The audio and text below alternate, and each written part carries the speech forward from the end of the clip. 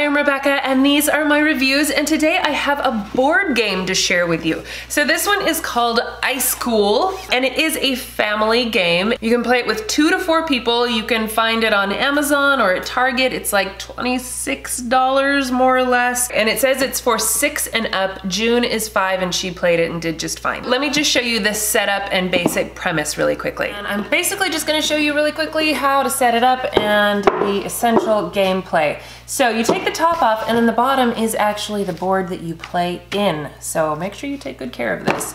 Okay, so we have some fish, some little game player pieces, a thing of cards, the instructions in multiple languages, and then you can actually download this app, Dized, and it will give you rules and tutorials and whatnot to the game. So that's kind of cool that it has an app you can use. Okay, so these boxes are numbered, which is nice. So you can see the number 5, and it's 5, 4, 3, 2, 1, which is mainly just important as far as the cleanup because you want to stack them in order. To set them up, the doorways, you can see this has a little doorway here, has a little dot on the bottom, and so you match up the colored dots. So once you get all your pieces out, you can say, okay, this one has a red dot. Where's my other red dot? Here we go. I need a green dot. I need a yellow dot. And then this one actually goes in the center. And then on the edges of the boards are these little markers right here. And this is what you line up. And they come with little white fish clip thingies that you hook on to hold the board in place. And then the middle one just kind of rests in there. So there you go, there's your game board. It's fairly easy to set up and it's kind of fun for the kids because it's like a puzzle, essentially. So, okay, so there's our game board. Here are our pieces, which are supposed to be little penguins, and they're weighted at the bottom, and you really do need to practice learning to flick them, and you can kind of decide if you have to flick them like this, or if you can do this sort of a move to push them, because it is kind of difficult. And in fact, when you're setting up the game, it is important to be in a place where you can reach the board easily and be able to move around it, because as your penguin moves through these doorways and around the school, you're going to be able to need to reach that. And you can see my adult arms barely reach across. So a little 5-year-old's arms, my daughter June, was really struggling with that, and she had to move around a lot. We were playing on the floor, which is fine and it's easier to reach, but just, you know, be aware that you're gonna be walking around it a lot. So you have 4 players. You can play with 2 players up to 4 players. And 3 of them would be high school students, and then 1 of them would be your hall monitor. The name ICECOOL is really a play on high school, and if you watch the tutorial, especially on the app, it's got basically just like a cute little cartooned storyline about these high school students who are bored in class and they want to go find lunch. So they ditch class and they're running around, and then the hall monitor is trying to catch them. Okay, so the basic premise is everybody gets ID cards and a character, and then you have a color. So say I'm the blue one, and you put the blue fish on all of the doorways. Each character has 3 colors, and there's little markers so you can see where you're supposed to put them.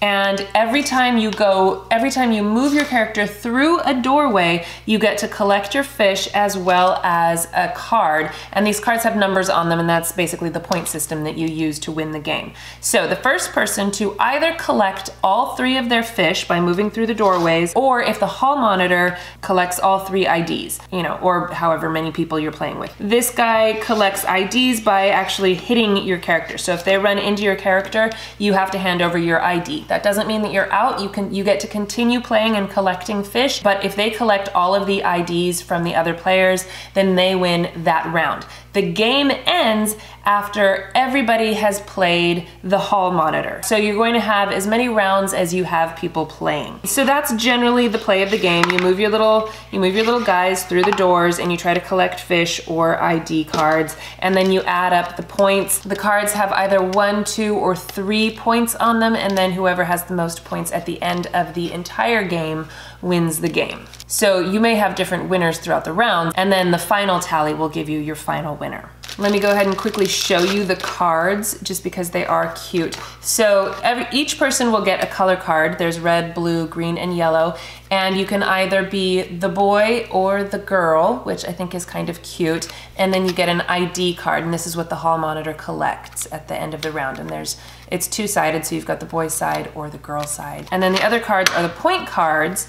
And if you have 2 1s, you can see at the bottom it has a skate plus a skate equals an extra flick. So you can play these at any time to get an extra flick in. And then the rest of them are just 2 points or 3 points.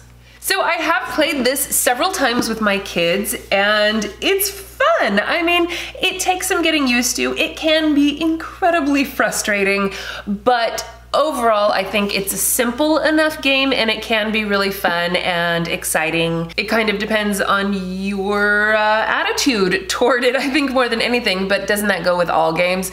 So, you know, I mean, there were definitely some times when the kids would get frustrated because they couldn't flick the penguins just right.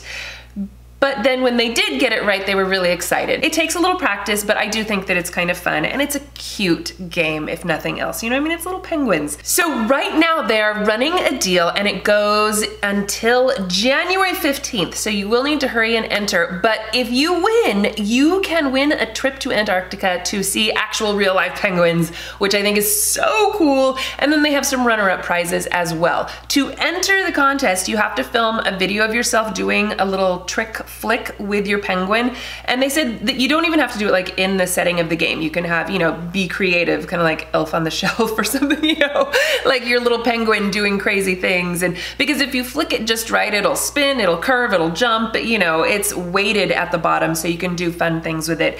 So anyway, I thought that I would let you guys know before the contest ends. I've had this game for about a week now. We've been playing it a lot and it is really, really fun. It has won several awards, you know, I mean, over here it has all of these best family game and, you know, major fun award, all of this. So it's cute. It's cute, absolutely. I mean, we play a lot of board games, and this is definitely one of those ones that I think we'll get a lot of use out of. Okay, so I will leave all of the information in the description box, as well as links to where you can buy it and where you can enter the contest, which I think would be so cool to get a trip to Antarctica.